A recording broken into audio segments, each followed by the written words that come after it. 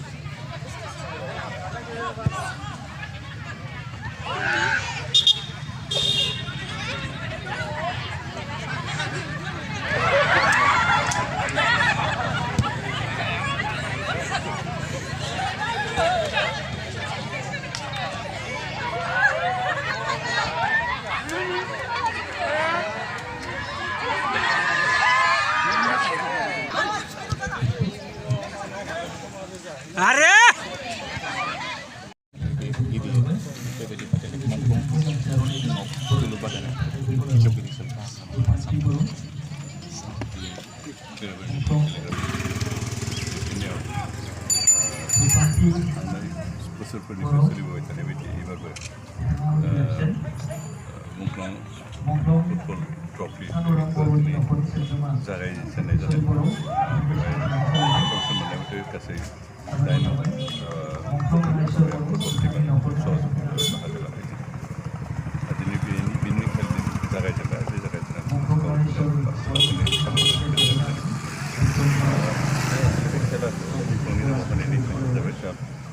जायफोर मुंख्लं जाबाय बिथांमोननि मुंखौ जों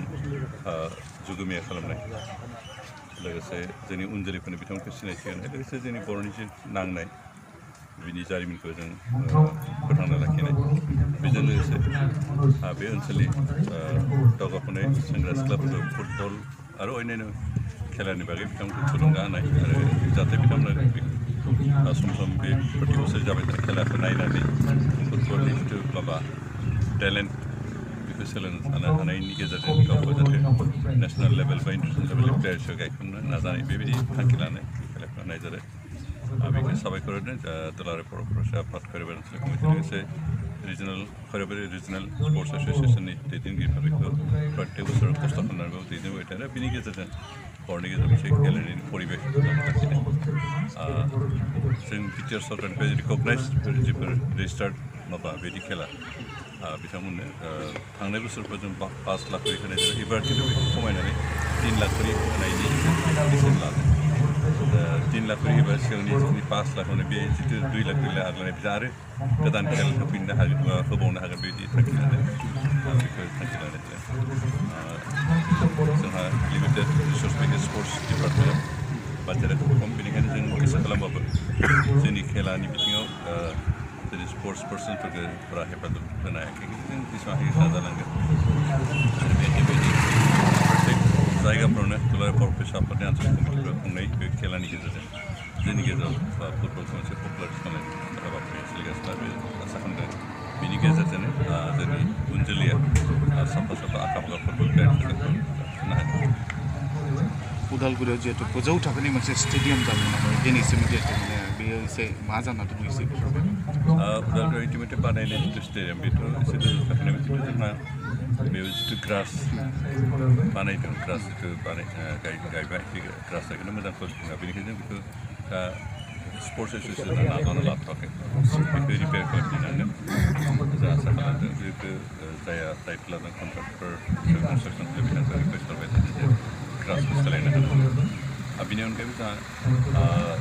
फुटबल एकाडेमिनि मोनसे स्टेडियाम जाबावबाय आरो इटिमेटे डिस्ट्रिक्ट स्टेडियामबो कनस्ट्राक्सन इटिमेटे माबाफोरा नक्सा जाजोब्बाय बावैनो टेन्डार जासिगोन बेनिखाय उदालगुरि जोंहा मोनथाम स्टेडियाम फुटबल स्टेडियामानो मोनथाम जासिगोन फुटबल एकाडेमिनि स्टेडियाम बेनिफ्राय डिस्ट्रिक्ट स्टेडियाम आरो इटिमेटे बानायनाय स्टेडियाम बे इटिमेटे थाखानाय स्टेडियामा सिगाङाव माजबाद समस्तियाव गोलैयोमोन बेनिखायनो जों उदालगुरि समस्तियाव बेलेग बिना लाबोदों खिन्थु इटिमेटे दा बे स्टेडियामाव उदालगुरि समस्तियाव हाबसिगोन जे डेलिभारि जानाय लोगो लोगो बेनिखायनो जोंहा दा उदालगुरि समस्तियाव मोनथाम स्टेडियाम जासिगोन बे स्टेडियामा मोनसे समस्तिनिफ्राय जानानै थाबाय एज ए हल माबानि थाखायनो जाहैगोन गुबुन गुबुन स्टेटफ्राबो मालाबा समाव बेबायदि स्टेडियाम भारा लाहैब्रबो प्रेक्टिसनि थाखाय बायदिसिना बे नेसनेल लेभेलनि टिमफ्रा बिदि भारा लायो आरो बेखौ बेबायदि भारा होनो हानाय अबस्था जोंहा जाहैसिगोन हयथ' बोसोरनै बोसोरथामसो नांगौ जों बिदि कमप्लिट खालामनो आरो बावैसो जोंहा माबानि गेजेरजों बे मिनि स्टेडियाम मोनसे जाबावगोन बेखौ मोनसे साप्लाइ स्टार्ट जानो गोनां बे डिस्ट्रिक्ट स्टेडियाम बानायखांनायनि उनावसो होनोसै होननानैसो फिसनानै दोनबाय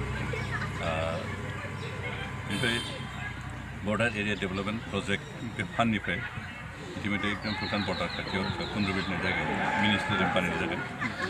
बेखौ बोसोरथाम सिगाङाव जों बे मा खालामनाय स्किमखौ लिस्ट खालामनानै होदोंमोन खिन्थु थांनाय बोसोरथामा जोंहा बर्डार डेभेलपमेन्ट फान्डआ फैयाखैमोन बेनिखाय बे नामखौनो एबार फैबाय आं आसा खालामो एबार जाफुंसिगोन खैराबारि स्टेडियामनि थाखायबो माबाफोर दङ खैराबारि स्टेडियामनि थाखाय इटिमेटे एमएलए बे आसाम स्टेट गभर्नमेन्टनि मिनि स्टेडियाम प्रजेक्ट 12 crore टाका बेजों बानायगासिनो दं आरो दाहालागै जोबनांसिगोन माने एसे स्ल' जादों खामानिया बेखायनो जाहैबाय खैराबारि रायजो आरो बिटिसि सरकारनिफ्रायबो मोनसे समस्यायाव मोनसे स्टेडियाम मिनि स्टेडियामनि माबा हरदों 5 crore 3 crore बिदि हरदों खैराबारि प्राइभेट समस्यानि मोनसे बिदि हरनायनि मोनसे डिसिसन लादों गोबां स्टेडियामफ्राव माबा समस्याफ्राव स्टेडियाम कनस्ट्राक्सन सोलिबाय थादों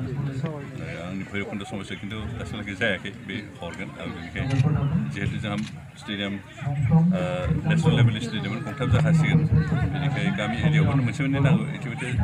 मोनसे माबायाव माबाखौ जायगा देखायनो होदों खिन्थु फान्ड रिलिज जाथ'यैखाय खामानि जायाखै आसा खालामनो थाबैनो जागोन थेंक इउ